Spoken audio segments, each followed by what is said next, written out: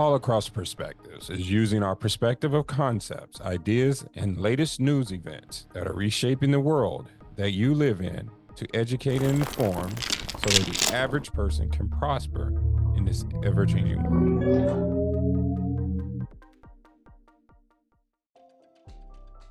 All right, money is a construct. I don't care what you call it. You can call it fins, dubs, dollars, yen, pound. It does not matter.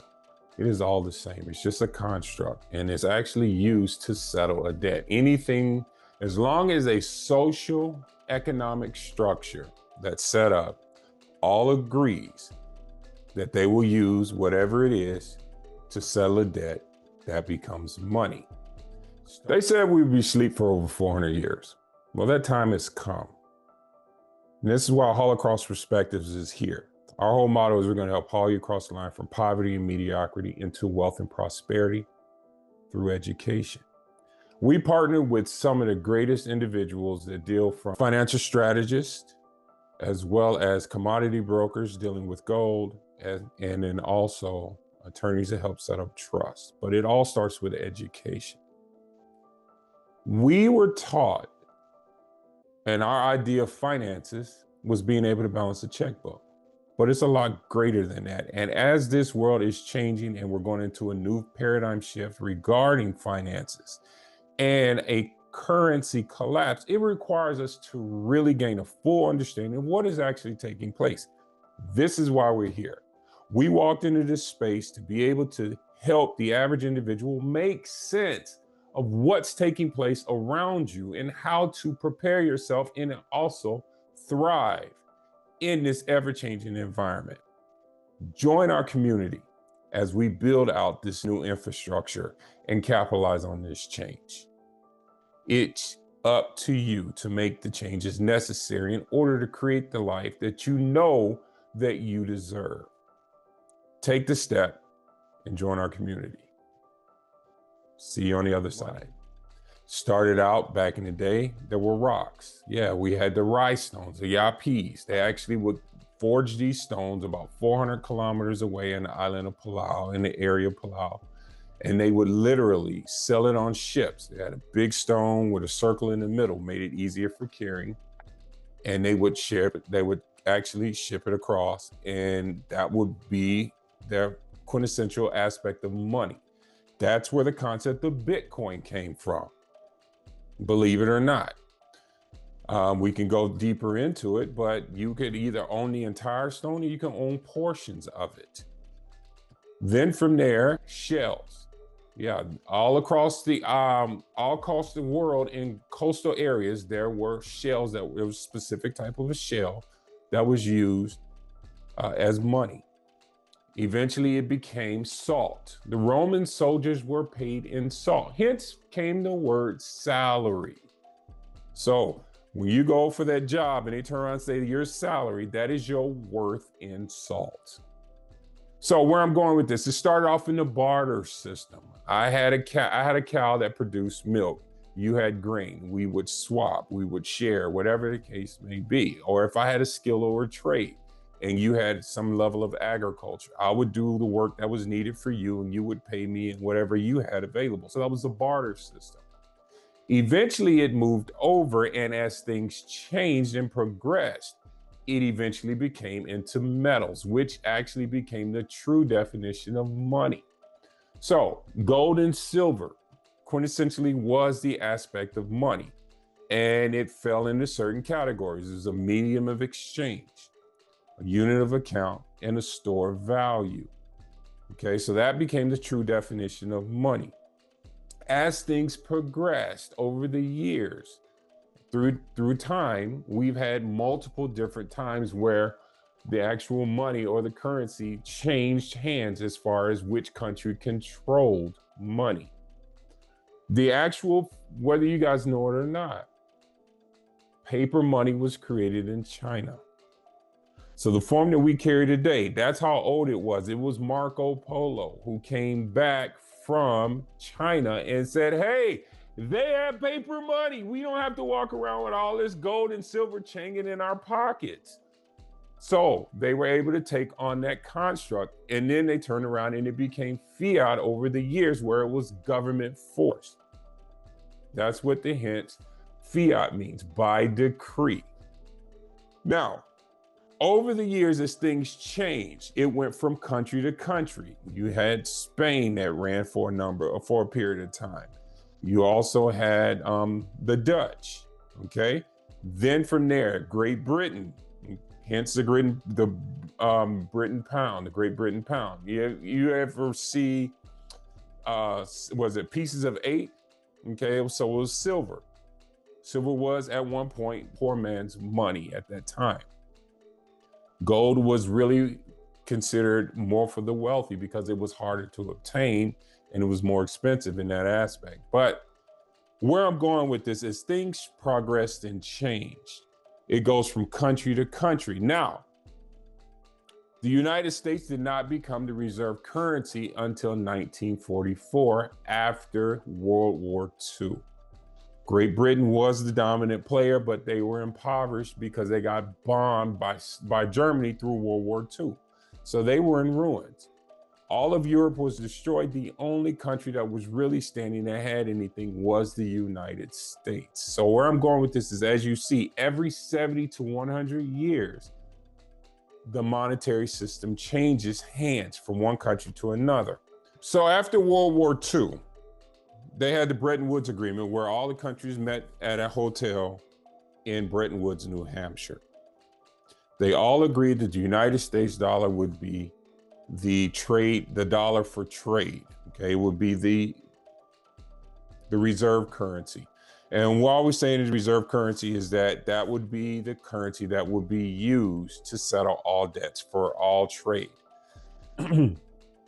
Now, with that, the United States, as I said, was the main currency. It would be backed by gold, and no country was supposed to actually go under or above a certain threshold, whether it was 30% as far as their manipulation of the currency. If you remember when Trump was running for office the first time, he said China was manipulating their currency. That's what he was referring to, because according to the agreement, their currency was supposed to be set at a certain structure or a certain percentage. Now, what they were doing was making their dollar cheaper. With that, after that agreement, we agreed that the dollar would be backed by gold.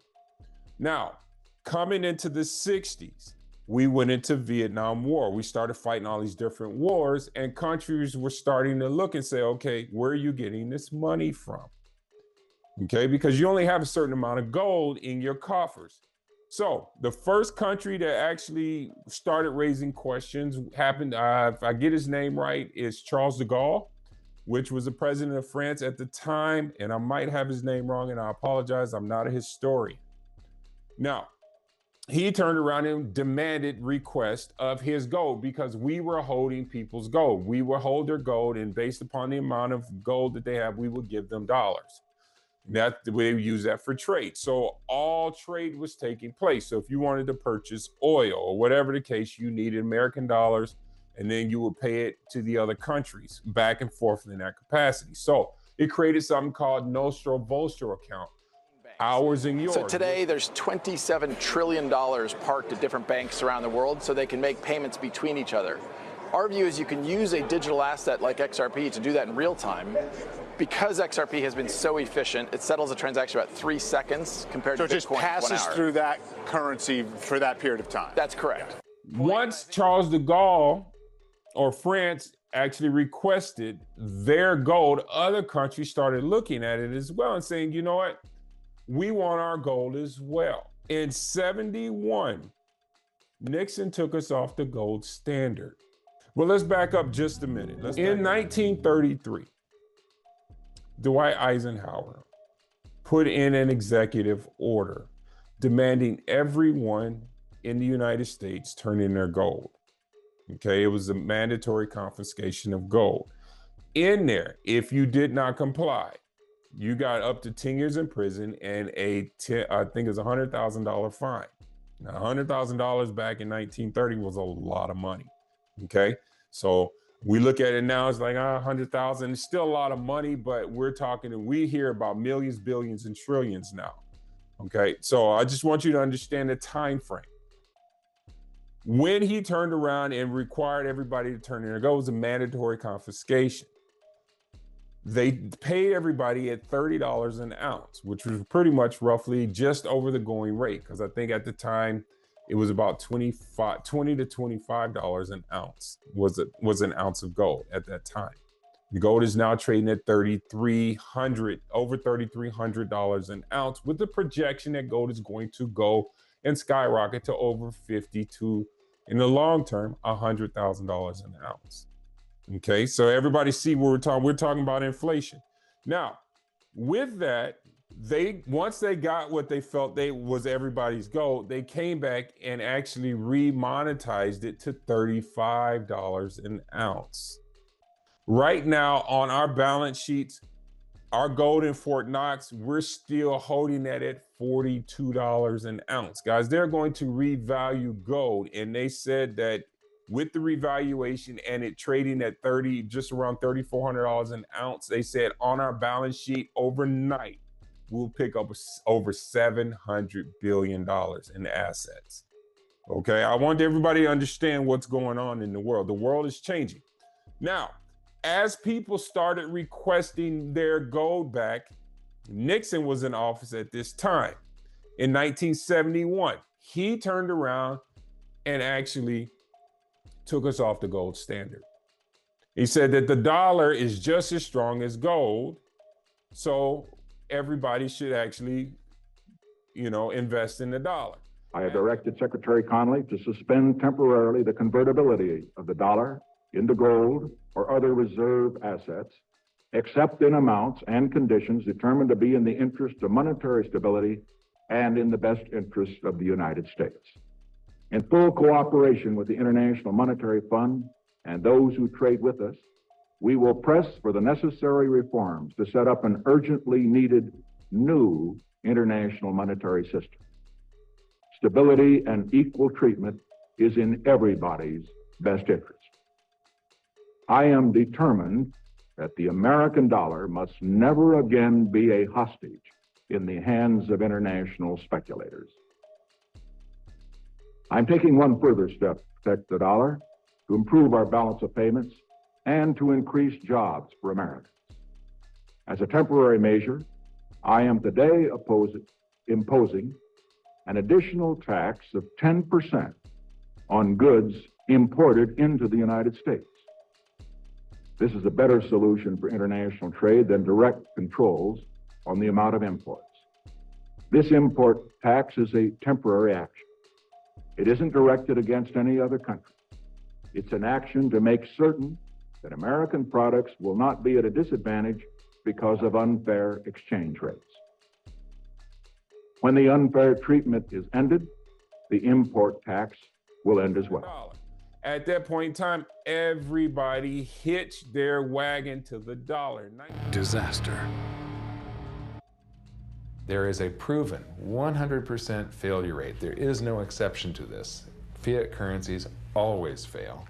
And then 40 years ago, we tried this grand experiment where all the world's currencies became fiat at the same time, when we ended the Bretton Woods system. The world is going to have to extricate itself from this monetary system based on the dollar, because if you want to back your currency, you have to back it with something. You can't back it with nothing. I always think of that old Superman movie where the first one where Lois Lane, she falls off the top of the building. Superman catches her and he says, "I got you, don't worry, I got you." And she says, "Well, you got me, who's got you?" Well, that's the dollar. Who's got the dollar? It's not Superman. The dollar can't fly on its own. The dollar used to be backed by gold. It was gold that had the dollar. It's like everybody has tethered their ships to the Titanic of currencies. And so we're all going to go down. In 1973, we made a pact with Saudi Arabia to turn around and tie our dollar to oil. That hence came the term the petrodollar. Ladies and gentlemen, things are changing right now. So that's Bretton Woods Act 2. So they turned around and remonetized the money. It went from gold being back to oil. We are on that precipice right now of Bretton Woods 3, where they're actually in the process of remonetizing or actually restructuring the monetary system. We're going to go back onto the gold system. Basel III, which is taking place right now, which the Bank of International Settlements, which is the bank of banks, okay? They monitor and actually they govern all the central banks. So that's the Central Bank of England, the Central Bank of Japan, the Federal Reserve Bank here in the United States. Just to give you an example, they are the ones who govern the central banks. They just remonetize gold and silver as tier 1 assets. So everything is coming back to gold and silver.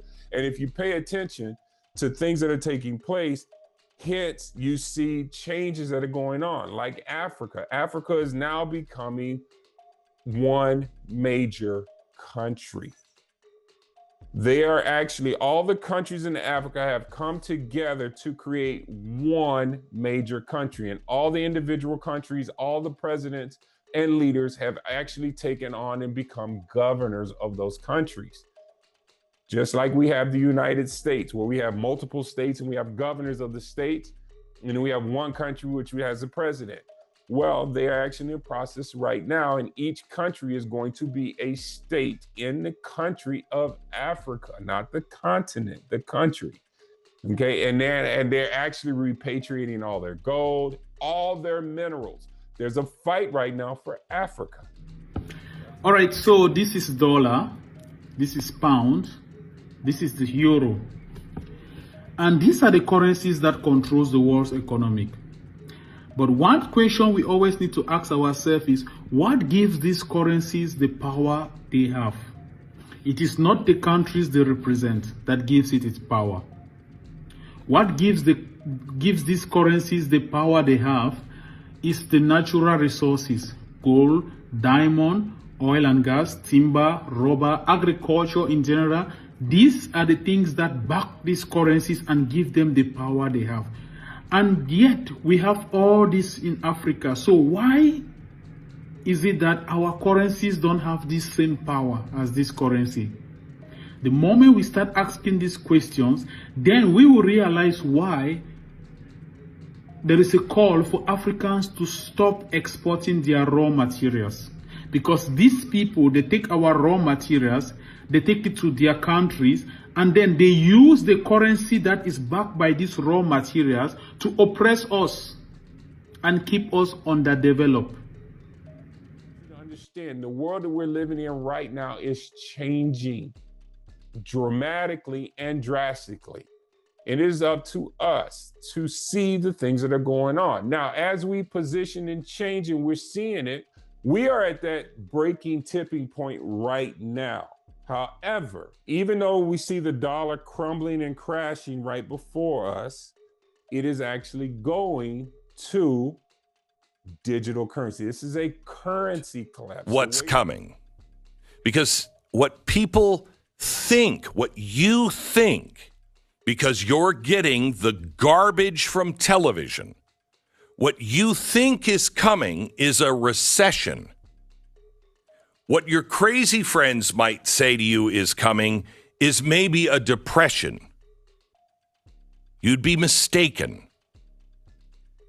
Those are lies. What is coming is a collapse of the dollar.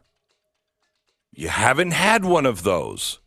We've never experienced the collapse of the dollar, of the world's reserve currency. This will make us Venezuela. Make no mistake. If you want to be prepared, prepare yourself like people should have prepared in Venezuela. The way we see money is about to change. We're used to seeing it in the physical form. It is now all headed to digital. It's going on your cell phone.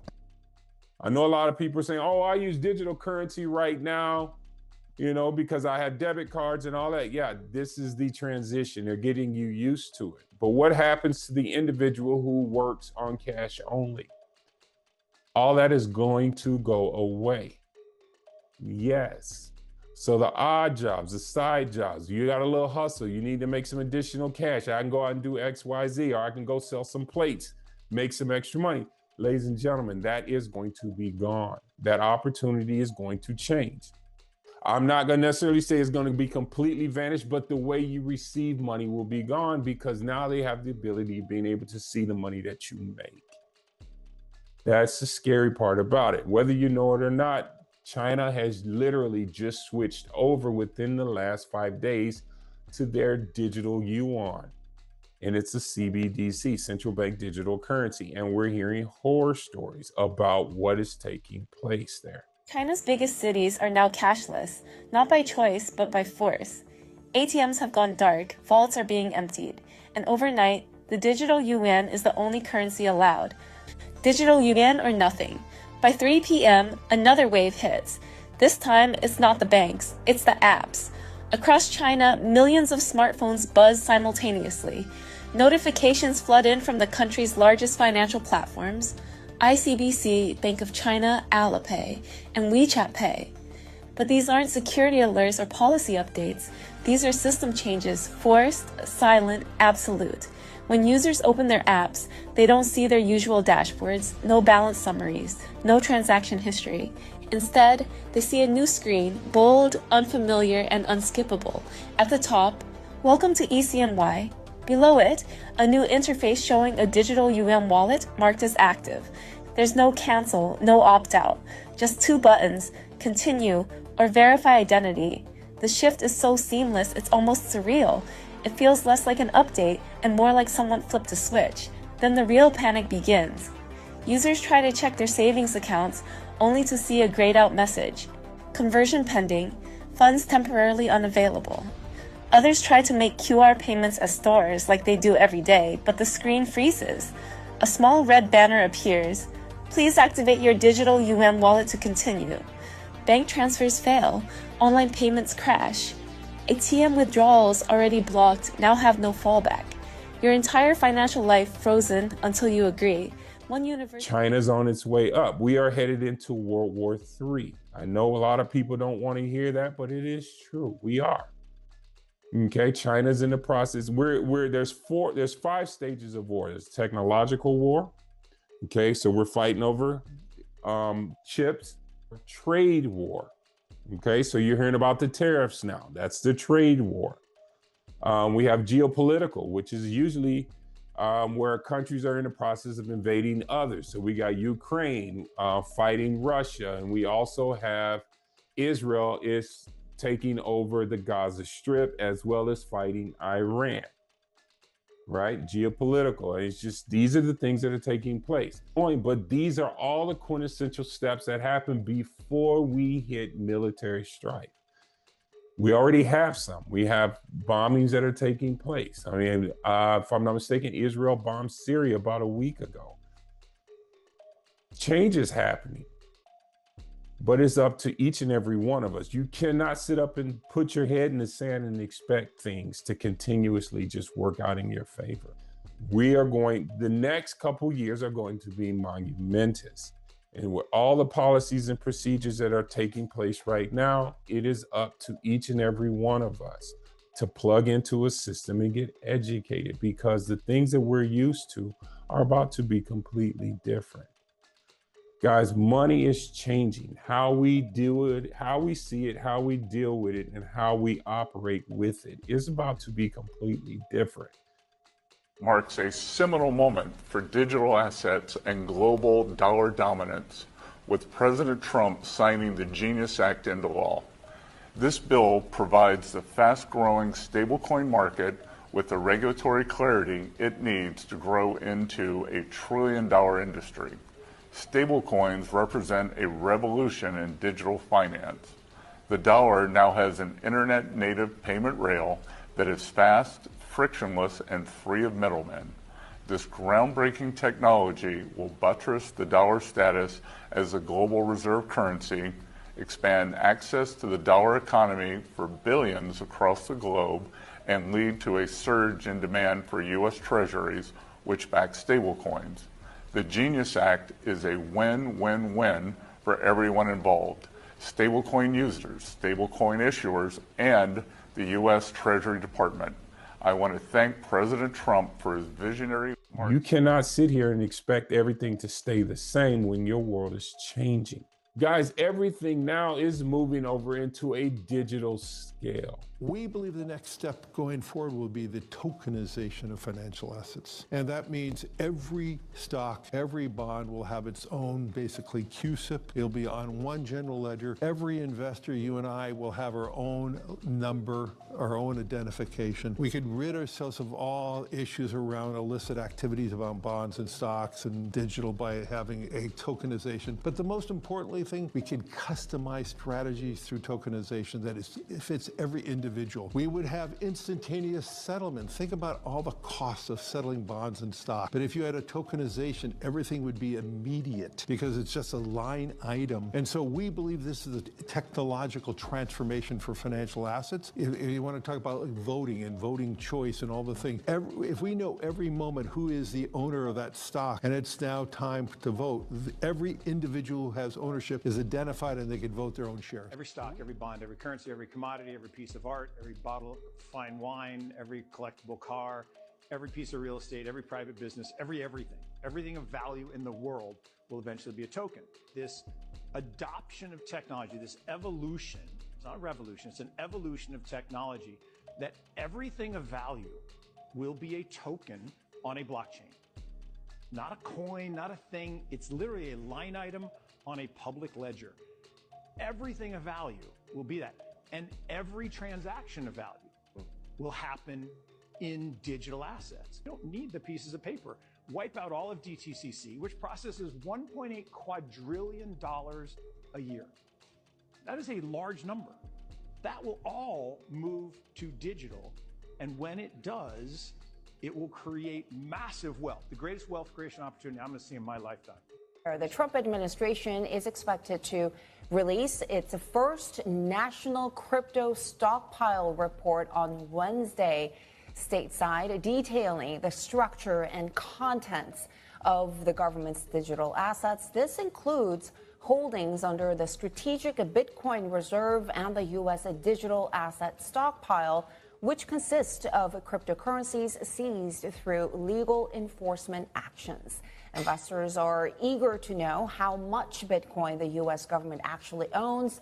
The report could also recommend national security and banking access reforms for crypto firms. Another core feature of blockchain technology is the ability of individuals to have self-custody of crypto assets in a personal digital wallet. The right to have self-custody of one's private property is a foundational American value that should not disappear when one logs on to the internet. I'm in favor of affording greater flexibility to market participants to self-custody crypto assets, especially where intermediation imposes unnecessary transaction costs or restricts the ability to engage in staking and other on-chain activities. That is where everything is going. Digital currency is the new currency. It is up to us to learn how to maneuver in this new day and age. Do the things necessary, plug into our systems. We do live calls where you can get on, you can hear what is going on. We're giving you the true news and you can see what is taking place. It's not scripted. If you have a question, we would do the best we can with a large volume of people to be able to answer those questions so that you can gain understanding. This is about education.